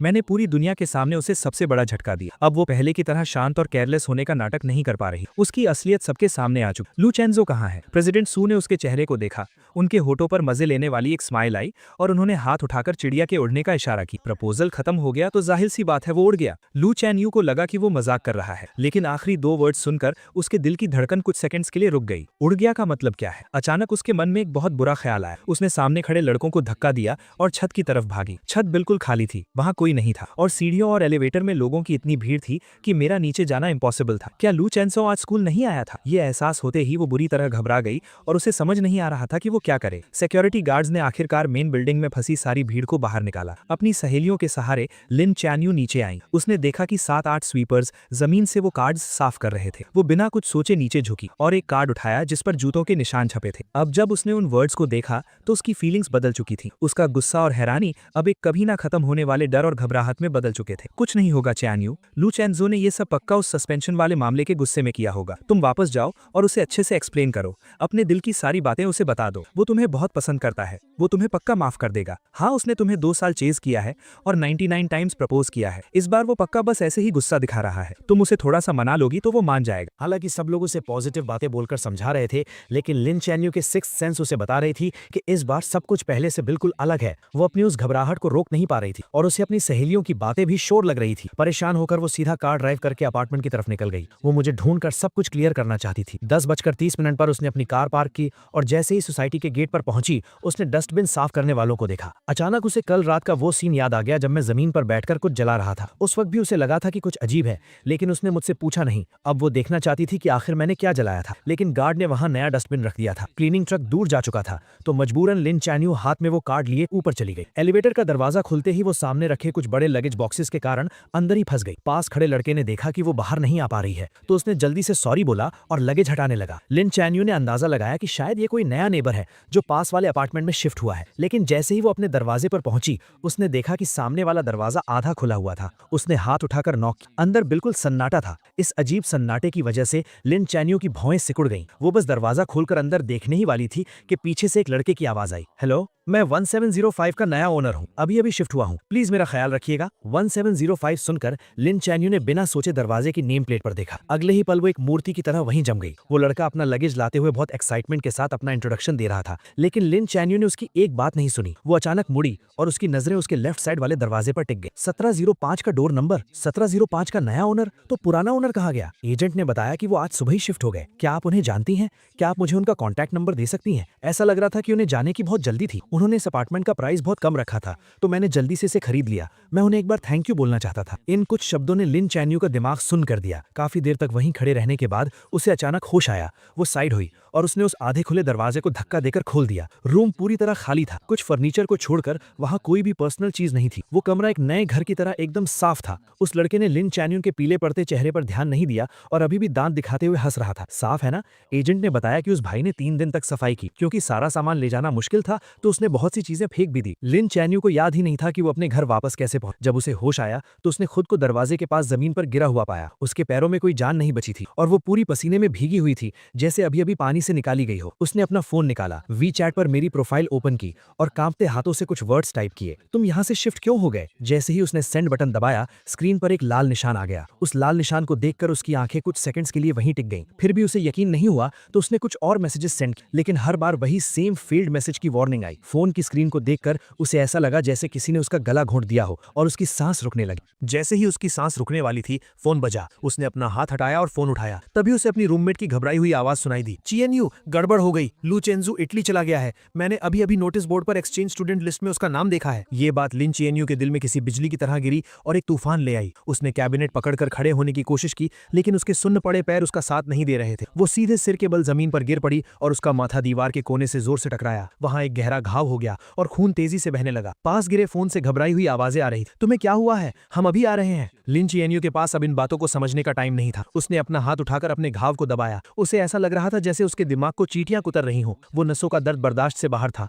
वो सिकुड़कर गोल हो गई और उसके गले से दर्द भरी कराह निकलने लगी। उसकी आंखों के सामने अंधेरा छा गया। पूरी तरह बेहोश होने से पहले उसके दिमाग में बस वही एक लाइन चल रही थी जिसे उसने आज ना जाने कितनी बार पढ़ा था और जो उसके दिल पर छप चुकी थी। लू चेंजू अब कभी लिन चीएनयू को पसंद नहीं करेगा। लिन चीएनयू को बहुत गहरी चोट आई थी। किस्मत से उसकी जान बच गई, लेकिन उसे आईसीयू में एडमिट करना पड़ा। जब उसे होश आया तो उसे पता चला कि 3 दिन बीत चुके हैं। उसकी सहेलियों ने उसके बेड के पास खड़े होकर चैन की सांस ली और फिर उसे बताने लगी कि उसके बेहोश रहने के दौरान क्या क्या हुआ था। जो खबर उन्हें मिली थी उसके हिसाब से लू चेंजू 3 दिन पहले ही इटली पहुंच चुका था, लेकिन अभी तक उसके एडमिशन की फॉर्मेलिटीज पूरी नहीं हुई थी। सुना है कि लिस्ट पब्लिक होने के बाद किसी ने स्कूल में उसकी कंप्लेन कर दी कि उसने अभी कुछ टाइम पहले एग्जाम में चीटिंग की थी, इसलिए उसका एक्सचेंज प्रोग्राम कैंसिल कर देना चाहिए। अगर उसका प्रोग्राम कैंसिल हो गया तो उसे पक्का वापस आना पड़ेगा। चीएनयू, तुम टेंशन मत लो, वो कहीं भाग नहीं सकता। लिन चीएनयू का दिल जोर से धड़कने लगा और उसकी आंखें फटी की फटी रह गईं। वो अभी इस शॉकिंग न्यूज से बाहर भी नहीं आ पाई थी कि दरवाजे पर नॉक हुआ। एक रूममेट भागकर दरवाजा खोलने गई और बाकी तीनों हैरानी से देखने लगी। उन्होंने देखा कि फेमस प्रोफेसर जांग बहुत गुस्से में अंदर आए। उन्होंने बेड पर लेटी लिन चीएनयू की तरफ एक नजर देखा। उनका वो बिना कुछ कहे डराने वाला ऑरा ऐसा था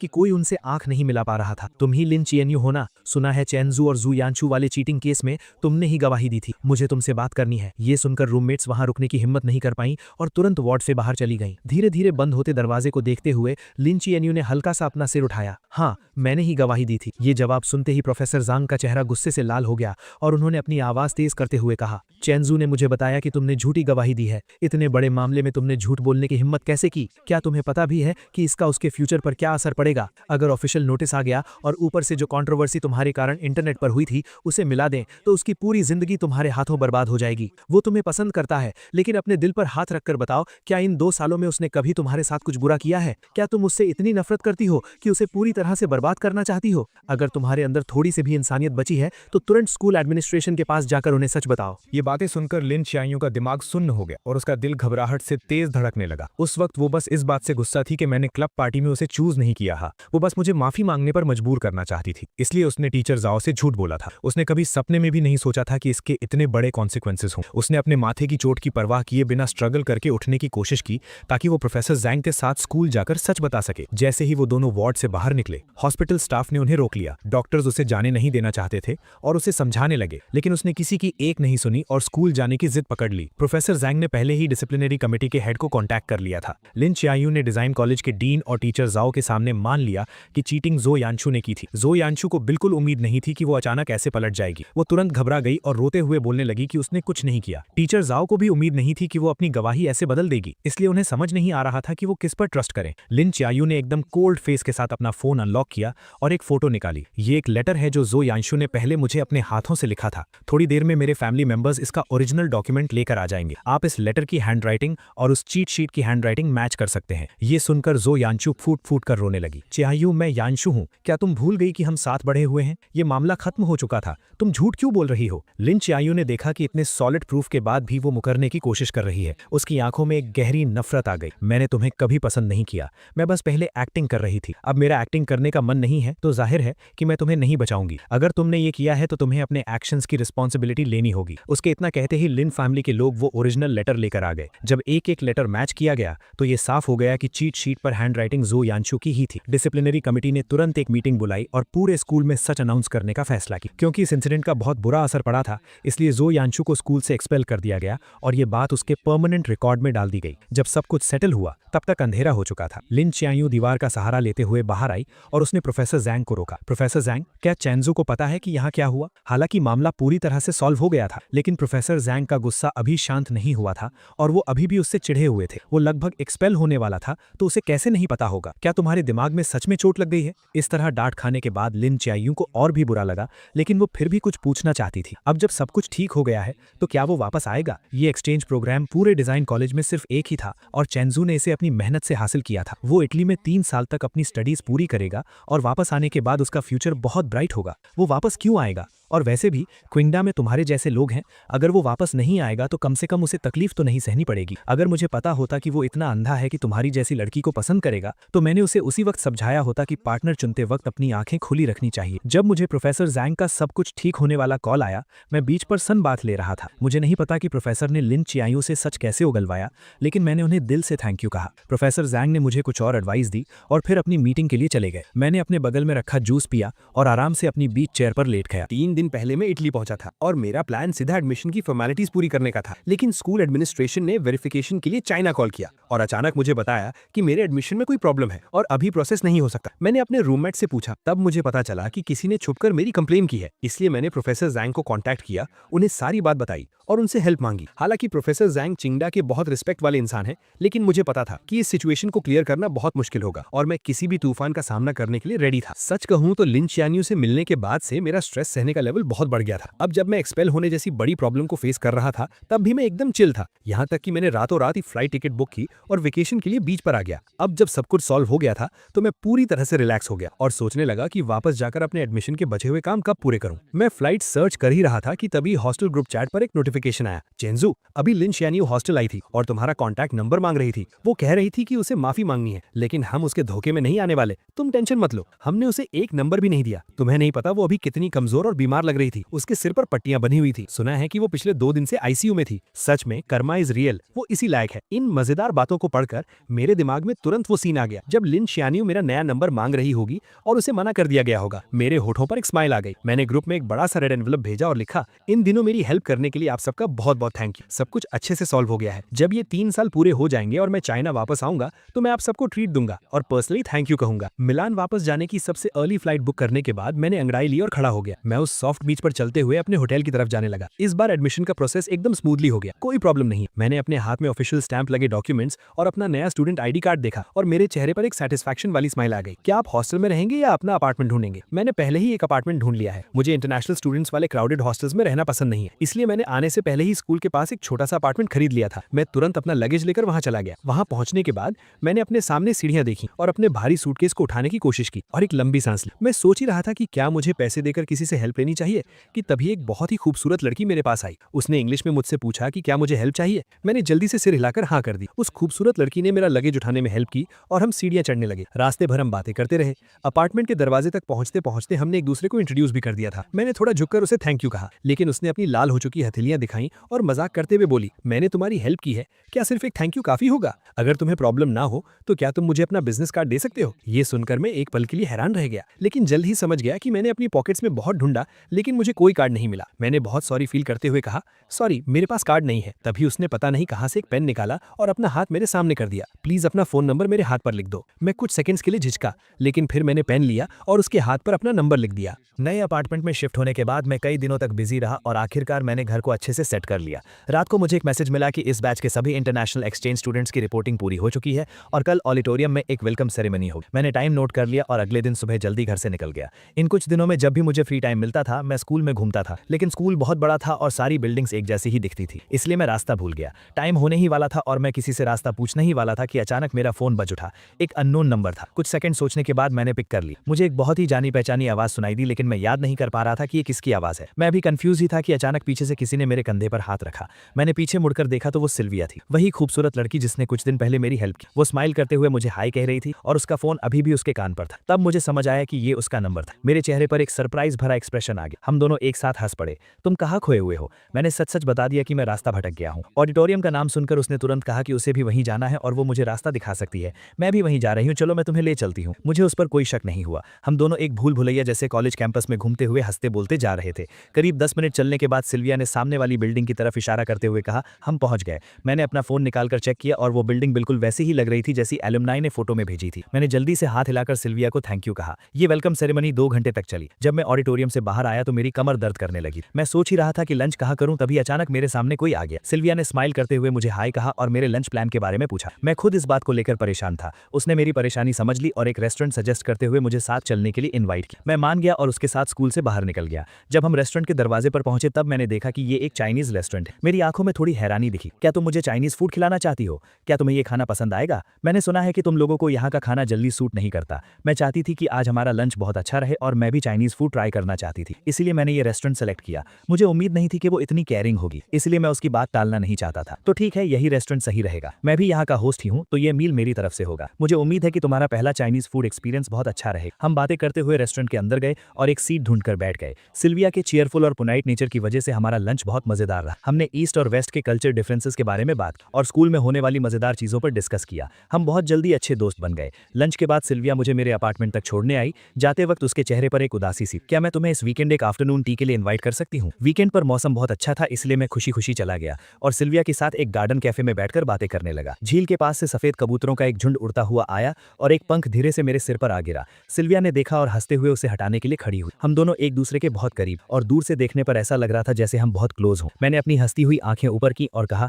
थैंक यू। मैंने जैसे ही ये कहा मेरी नजर अचानक बाईं तरफ गई और मेरी आंखें वहीं जम गई। वो औरत जो दरवाजे पर खड़ी थी, जिसके माथे पर पट्टी बंधी थी और जिसका चेहरा बिल्कुल उतरा हुआ था, वो मुझे लिन कियान यू जैसी क्यों लग रही थी? मैं उसे ध्यान से देख भी नहीं पाया था कि वो औरत गुस्से से मेरी तरफ आने लगी। उसने अपनी खून से लाल हो चुकी आंखों से नीचे रखे टेस्टी केक्स को देखा और उसकी नजरें हम दोनों के बीच घूमने लगी। ये कौन है? ये जानी पहचानी आवाज सुनकर मुझे पक्का हो गया कि ये लिन कियान यू ही है। मुझे नहीं पता था कि उसे कैसे पता चला कि मैं यहाँ हूँ, लेकिन मुझे उसे देखकर कोई हैरानी नहीं हुई। मुझे पता था कि एक न एक दिन वो मेरे पीछे इटली जरूर आएगी। आखिरकार लिन कियान यू की नजरों में मैं उसका एक ऐसा शिकार था जिसे वो आसानी से पकड़ सकती थी। वो मुझे अपनी नजरों से दूर भागने नहीं दे सकती थी। मैं उसे दोबारा फेस करने के लिए पहले से ही तैयार था, इसलिए उसके इतने बुरे बर्ताव के बाद भी मैं एकदम शांत। मेरी नई दोस्त है, कोई काम है क्या? दोस्त? कैसी दोस्त? तुम्हारी गर्लफ्रेंड है ना? आखिरी कुछ शब्द लिन कियान यू ने दांत पीसते हुए कहे। उसने कभी सपने में भी नहीं सोचा था कि वो इतनी बुरी चोट के साथ हजारों मील दूर मुझे सब कुछ सच बताने आएगी और मुझे किसी और लड़की के साथ डेट करते हुए देखेगी। तुम्हें विदेश आए हुए कुछ ही दिन हुए हैं और तुमने नई लड़की ढूंढ ली। क्या तुम वो नहीं हो जिसने 2 साल तक मुझे प्यार किया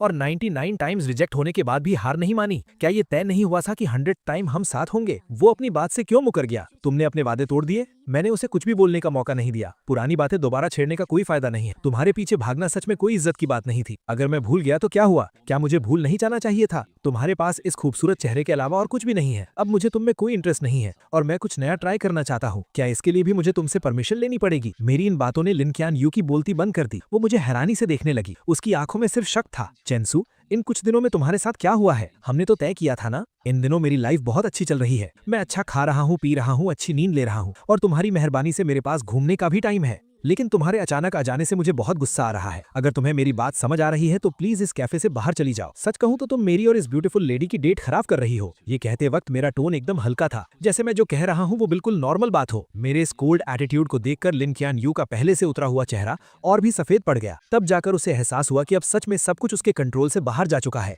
पहले मुझसे गलती हुई थी। मुझे तुम्हारी फीलिंग्स के साथ नहीं खेलना चाहिए था। आई एम सॉरी चेंसू, प्लीज मुझे माफ कर दो। क्या तुम मुझे एक और मौका नहीं दे सकते? उसके कांपते हुए हाथों को देखकर मैंने अपनी भौहें उठाई और ताना मारते हुए कहा, मैं स्कूल ब्यूटी की माफी डिजर्व नहीं करता। तुम टेंशन मत लो, अब से हम दोनों एक दूसरे के लिए अजनबी हैं। तुम्हें अब डरने की जरूरत नहीं है कि मैं तुम्हारे पीछे भागूंगा। मेरी आंखों में ये डिटर्मिनेशन देखकर लिन कियान यू समझ गई कि मैं मजाक नहीं कर रहा हूँ। वो बहुत घबरा गई और उसने अनजाने में ही मेरा हाथ इतनी जोर से पकड़ा कि मेरे चेहरे पर सिकन आ गई। सिल्विया को हम दोनों की बातें समझ नहीं आ रही थी। शुरुआत में उसे लगा कि हम बस दोस्त हैं और बात कर रहे हैं, लेकिन जब उसने देखा कि मेरा हाथ लाल हो गया है तो वो जल्दी से खड़ी हुई और मुझे छुड़ाने की कोशिश करने लगी। लिन कियान यू के लिए ये एक खुला चैलेंज जैसा था। उसने बिना सोचे सिल्विया का हाथ झटक दिया। सिल्विया धक्का लगने से कुछ कदम पीछे लड़खड़ाई। लिन कियान यू ने उसे बहुत ठंडी नजरों से घूरा और मेरा हाथ पकड़कर मुझे अपने साथ खींचने लगी। सिल्विया ने दीवार का सहारा लेकर खुद को संभाला। जब उसने देखा कि मैं उसके साथ नहीं जाना चाहता तो उसने आकर सीधा लिन कियान यू के मुंह पे थप्पड़ जड़ दिया और अगले ही पल दोनों आपस में बुरी तरह लड़ने लगी। बहुत से कस्टमर्स डर गए कि कहीं उन्हें भी चोट ना लग जाए, इसलिए वो बाहर भागने लगे। सेकंड फ्लोर पर मौजूद ओनर ने तुरंत पुलिस को कॉल कर दिया। पुलिस ने आकर उन दोनों को अलग किया जो गुस्से में पागल हो चुकी थी और दोनों को पुलिस स्टेशन ले गई। लिन कियान यू के सिर की पट्टी खुल गई थी जिससे उसका वो भयानक घाव दिखने लगा था। उसे देखकर पुलिस को भी डर लग रहा था और उन्हें लगा कि सिल्विया एक बीमार इंसान के साथ मारपीट कर रही थी। सिल्विया बार बार खुद को डिफेंड कर रही थी और चोट खाई लिन कियान यू भी पीछे नहीं हट रही थी। वो जिद कर रही थी कि पहले सिल्विया ने हाथ उठाया था। दोनों काफी देर तक बहस करती रहीं। पुलिस के कान पक गए लेकिन उन्हें समझ नहीं आया कि किसकी गलती है। आखिरकार हार मानकर उन्हें इकलौते चश्मदीद गवाह यानी मुझसे पूछना पड़ा, क्या आप बता सकते हैं कि वहां असल में क्या हुआ था? ये सवाल सुनते ही दोनों तुरंत मुड़ी और बहुत उम्मीद से मेरी तरफ देखने लगी। मैंने बिना किसी झिझक के अपना हाथ उठाया,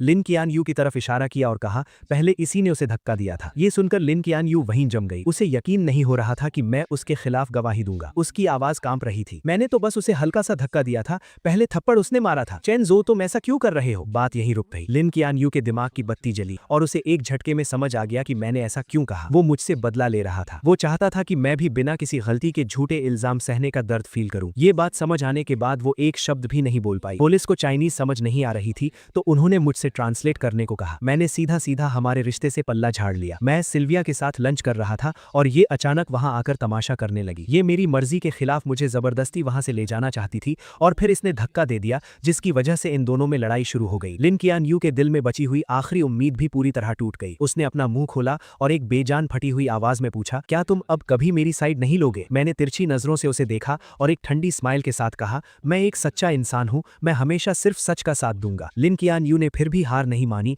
और एक और सवाल पूछा, अगर आज उसने मुझे पहले धक्का दिया होता तो क्या तुम तब भी सच बोलते? क्या ये भी पूछने वाली बात है? मेरा तुमसे कोई लेना देना नहीं है। क्या हम इतने क्लोज हैं? सिल्विया अभी छोटी है और बहुत सेंसिटिव है। मैं जाहिर सी बात है अपनी दोस्त का ही साथ दूंगा। ये बात बोलकर मुझे कोई फर्क नहीं पड़ा कि उसका रिएक्शन क्या था। मैं मुड़ा और वहां से चला गया। मेरी गवाही और तुरंत मंगवाई गई सीसीटीवी फुटेज की वजह से सच जल्दी ही सबके सामने आ गया। एक फॉरेन नेशनल होने के बावजूद तमाशा करने के जुर्म में लिन कियान यू को हिरासत में ले लिया गया। मैंने सिल्विया के बाहर आने का वेट किया और उसे थैंक यू कहने के साथ साथ सॉरी भी कहा। उसने हाथ हिलाते हुए कहा कि उसे इन छोटी मोटी चोटों से कोई फर्क नहीं पड़ता। उल्टे उसने कहा कि आज की डेट खराब हो गई इसलिए वो अगले हफ्ते फिर से मिलना चाहती है। मैंने बहुत ध्यान से सोचा। हालांकि सिल्विया सच में बहुत खूबसूरत है लेकिन आज जो कुछ भी हुआ उसे देखकर मुझे लगा कि वो अभी उतनी समझदार और मैच्योर नहीं है। मुझे पता था कि लिन कियान यू इतनी आसानी से हार नहीं मानेगी और मैं सिल्विया को इसमें घसीटना नहीं चाहता था और ना ही दोबारा पुलिस स्टेशन के चक्कर लगाना चाहता था। मैं समझ सकता था कि सिल्विया के दिल में मेरे लिए कुछ फीलिंग्स थी लेकिन अब मैं इमोशंस में बहकर फैसले नहीं लेता, इसलिए आखिर में मैंने पोलाइटली मना कर दिया।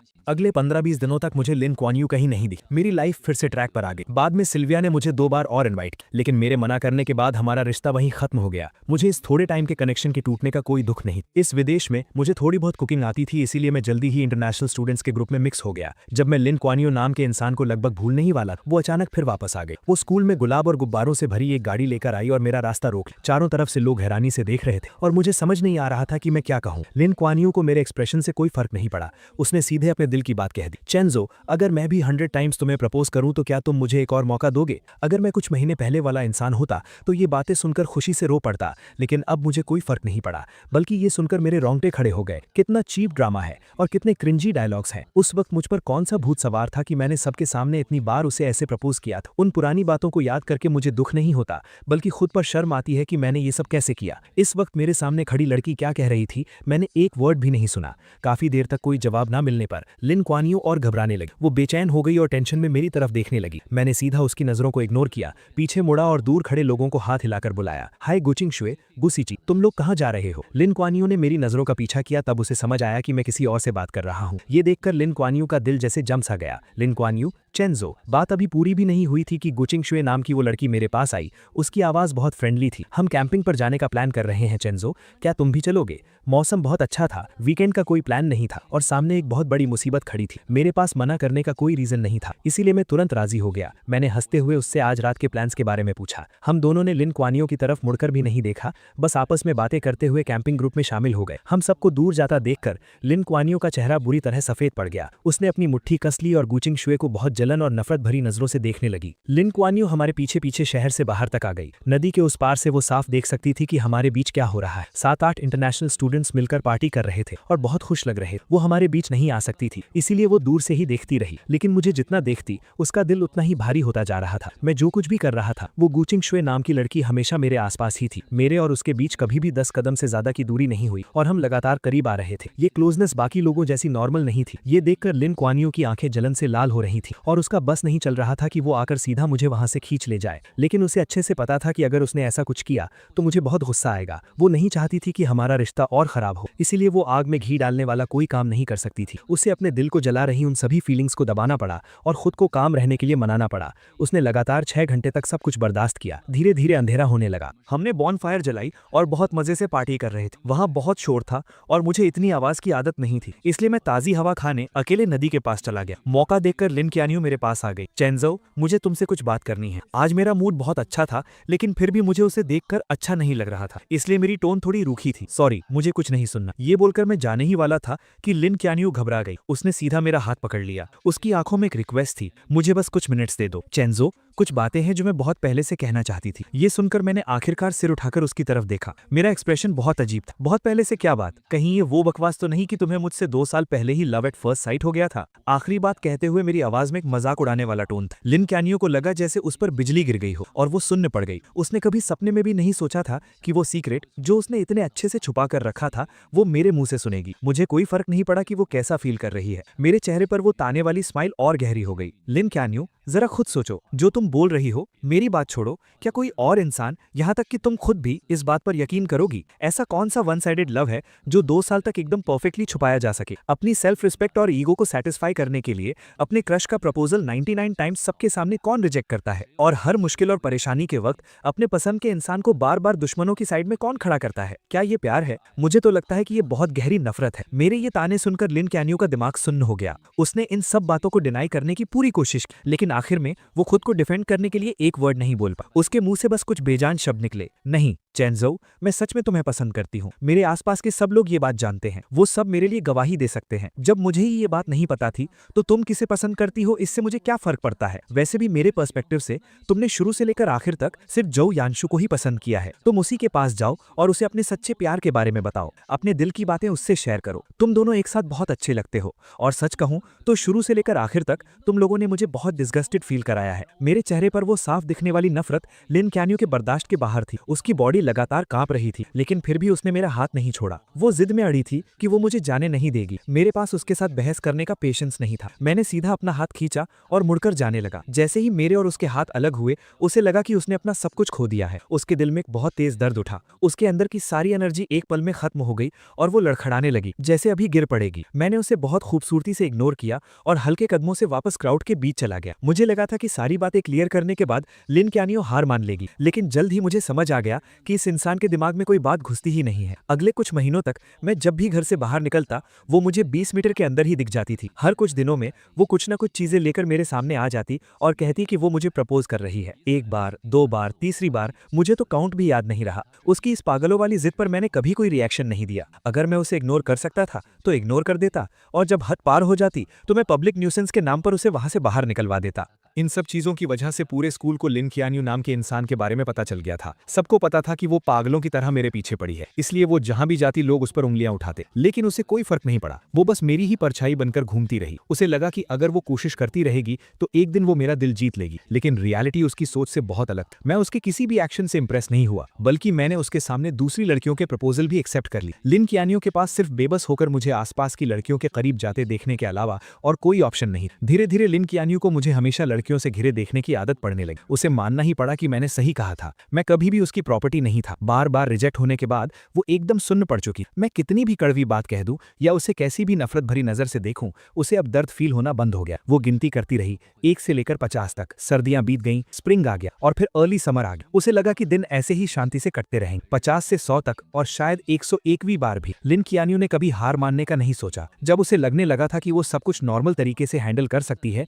मैं एक लड़की का हाथ पकड़े उसके सामने आ गया। मैंने हंसते हुए आसपास के लोगों को बताया कि ये मेरी गर्लफ्रेंड है। उस पर लिन कियानियो को लगा जैसे आसमान टूटकर उसके सर पर गिर गया हो। उसने अपना सारा कंट्रोल खो दिया और सच जानने के लिए वो सीधा मेरे पास भागकर आने लगी। लेकिन वो मेरे पास पहुंच पाती उससे पहले ही पेट्रोलिंग कर रहे सिक्योरिटी गार्ड्स ने उसे रोक लिया। लोगों की उस दीवार के पीछे से उसने अपनी लाल आंखों के साथ पूरी जान लगाकर पूछा, क्यों? मेरी नजरें बस 1 सेकंड के लिए उस पर रुकी और मैंने बहुत नॉर्मल टोन में कहा, मैं जवान हूं, मेरे पास पैसे हैं और बहुत सारा फ्री टाइम भी, तो मैं ब्यूटीफुल लड़कियों के साथ डेट कर रहा हूं। इसमें क्या प्रॉब्लम है? प्यार कोई बुरी चीज थोड़ी है। इस वजह से लिन कियानियो बहुत दिनों तक डिप्रेशन में रही। वो बार में अकेले पीती रहती और हर रात पूरी तरह ड्रंक हो जाती। जब भी वो सुबह उठकर अपने आसपास के उस खालीपन को देखती तो वो खुद को उस दर्द में डूबने से रोक नहीं पाती। वो मेरे पास आना चाहती थी, मुझसे ब्रेकअप करने की भीख मांगना चाहती, लेकिन जब भी वो मेरे पास आती और मुझे मेरी नई गर्लफ्रेंड का हाथ पकड़े खुशी से हंसते हुए देखती तो उसमें आगे बढ़ने की हिम्मत ही नहीं बचती। आज आखिरकार लिन कियानियो वो सब फील कर पा रही थी जो मैंने फील किया था, लेकिन अब बहुत देर हो चुकी। उसने अपने फैमिली और फ्रेंड्स की कोई एडवाइस नहीं सुनी। वो एक प्रॉपर एंडिंग पाने की जिद में विदेश में ही रुक गई। गर्मियों की तपिश खत्म होते होते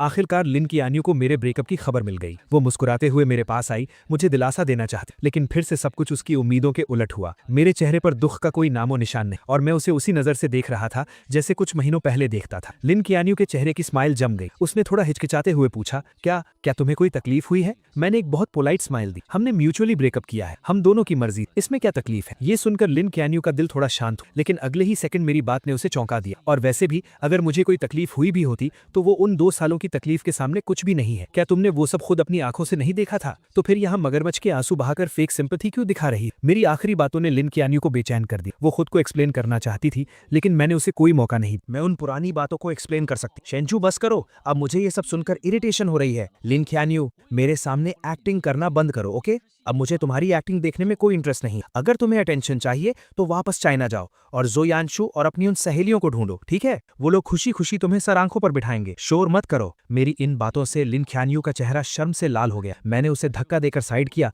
और सीधा टीचिंग बिल्डिंग की तरफ चला गया। किंग ने आसपास के सब लोगों को मेरे नाम के लिए करेक्ट कर दिया था। अब सब मुझे मेरे इंग्लिश नाम से बुलाते थे। बहुत कम लोगों को पता था कि मैं ही वो लू चेंशु हूं जिसे प्रपोज किया जा रहा है। इस पॉइंट तक आते आते लिन कियानियो के प्रपोज करने के सारे आइडियाज खत्म हो चुके थे। आखिरकार उसके पिछले 99 प्रपोजल्स मुझे हिला तक नहीं पाए थे। अब वो सच में बेबस हो चुकी थी। आखिर में एक दोस्त की एडवाइस पर उसे एक आइडिया आया, 100th प्रपोजल। उसने स्कूल के स्मॉल गार्डन को सिलेक्ट किया। उसने वहां एक बहुत बड़ा डोमिनो इफेक्ट सेटअप किया जिसमें हमारी पहली मुलाकात का सीन बना हुआ था। उसने पेड़ों पर बहुत सारी स्टार लाइट्स लगा दी और रात में गार्डन की कैंडल्स जलाकर मुझे पास्ट की यादों में ले जाने का प्लान बनाया। मुझे धोखे से वहां बुलाने के लिए लिन कियानियो ने बहुत से लोगों की हेल्प ली और दर्जनों प्लान्स बनाए। इस बार वो मुझे पक्का यकीन दिलाना चाहती थी कि उसे सच में मुझे देखकर लव एट फर्स्ट साइट हुआ था और अब उसे अपनी गलती का सच में बहुत पछतावा है। सब कुछ रेडी था, लेकिन जब तय किया हुआ टाइम आया मैं वहां नहीं पहुंचा। लिन कियानियो पूरी तरह से पागल हो गई। उसने कार से हर वो जगह ढूंढी जहां मैं हो सकता था। 9 बजे का अलार्म बजा। वो अंधेरा गार्डन अचानक लाइट से जगमगा उठा।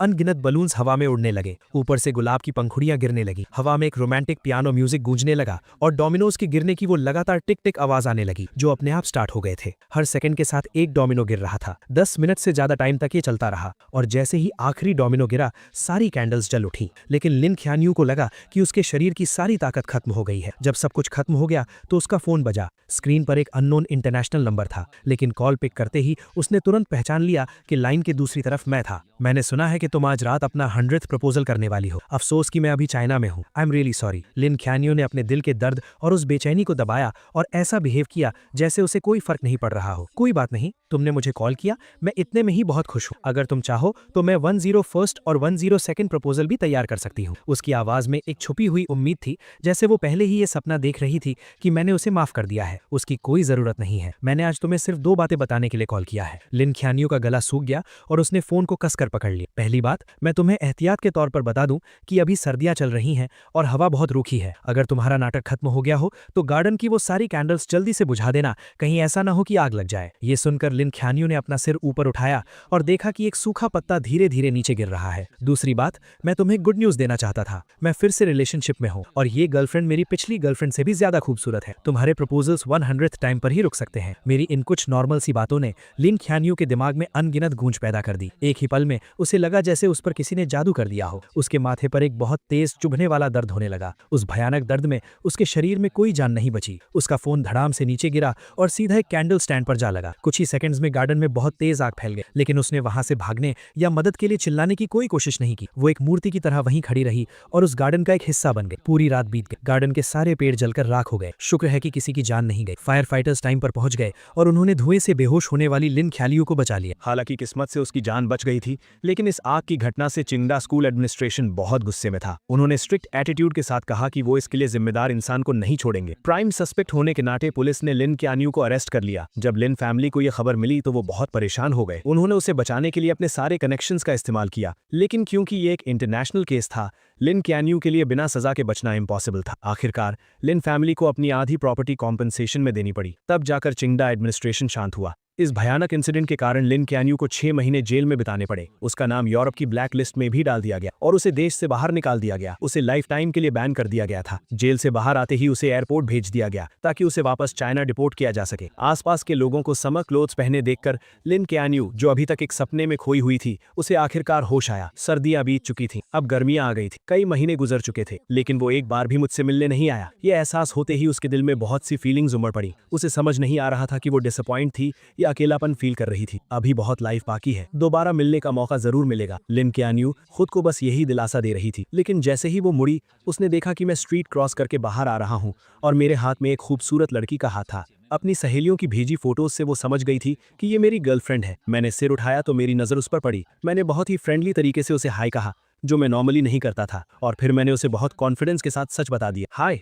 लॉन्ग टाइम नो सी, मैं अभी जर्मनी ट्रिप से वापस आया हूँ। तुम तो आखिरकार बाहर आ ही गई। वक्त सच में बहुत जल्दी बीत जाता है। मैं तुम्हें इंट्रोड्यूस करा दूं, ये मेरी नई गर्लफ्रेंड मोनिका है। चाइना वापस लौटने के बाद लिन ख्यानियो ने कुछ लोगों के थ्रू मुझे एक मैसेज भिजवाया था। उसने पूछा था कि क्या मैं ये सब एक्टिंग कर रहा हूँ या ये मेरा सच है। मैंने उसे कोई रिप्लाई नहीं दिया। अब तक मैं लिन ख्यानियो को पूरी तरह समझ चुका था। वो कहती थी कि वो मुझसे प्यार करती है, लेकिन असल में वो सिर्फ खुद से प्यार करती थी। उसके लिए मैं बस शो ऑफ करने वाला एक खिलौना था। विदेश में स्टडीज के दूसरे साल में मैंने हर मौके का फायदा उठाया और बहुत सारे कॉम्पिटिशन्स में हिस्सा लिया। दिन गुजरते गए और जल्द ही मेरे 3 साल का एक्सचेंज प्रोग्राम खत्म हो गया। मैं गोल्ड मेडल से भरा एक बॉक्स लेकर चाइना वापस आ गया। फ्लाइट से बाहर आते ही मैंने देखा कि मेरे पेरेंट्स और रूममेट्स हाथों में फूल लिए मेरा वेलकम करने के लिए खड़े हैं। जहां तक लिन ख्यानियो का सवाल है, मुझे पता है कि अब उसके पास मेरी लाइफ में दोबारा एंट्री करने का कोई मौका नहीं है। हम दोनों इस दुनिया की भीड़ में बस एक दूसरे के पास से गुजरने वाले 2 अजनबी हैं।